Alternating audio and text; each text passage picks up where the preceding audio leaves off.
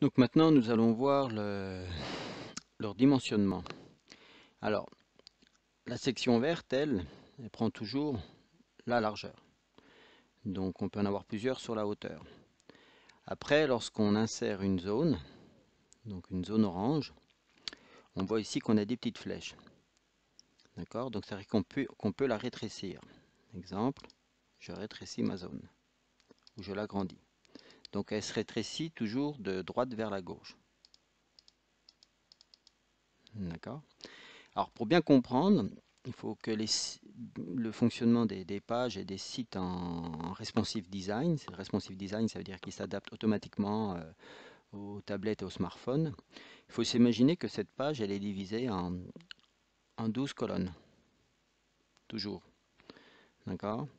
Et donc à chaque fois qu'on réduit, on réduit d'une colonne, tout simplement.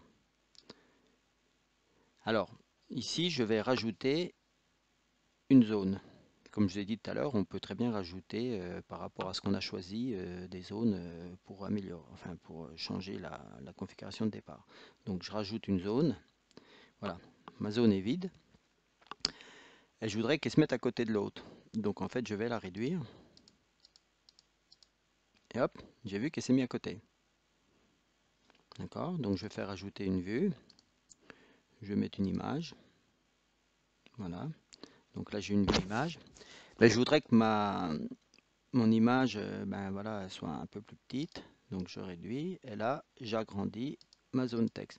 Toujours s'arranger que les 12 colonnes soient utilisées, hein, donc éviter d'avoir quelque chose comme ça.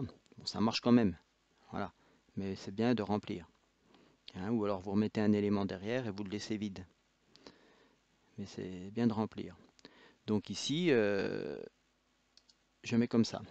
Par contre je me dis, ah mais j'aimerais bien que mon texte, mon image soit avant le texte. Alors en fait je vais sélectionner ici, donc je sélectionne dans ma zone orange et je vais déplacer. Alors vous voyez comment ça se déplace? Ça se met en dessous, hein, je peux très bien le mettre au-dessus, je le mets en dessous, voilà. Et si j'ai déplacé en fait ma vue dans ma zone, d'accord, bien comprendre le principe. Donc là mon autre zone se retrouve vide. Ah, bah dans ce cas-là je reprends cette vue là et je la mets dans, dans ma zone orange. Et voilà, j'ai décalé. Maintenant, je peux très bien dire, bah tiens, je veux que mon image soit comme ça, et puis là, mon texte soit plus important.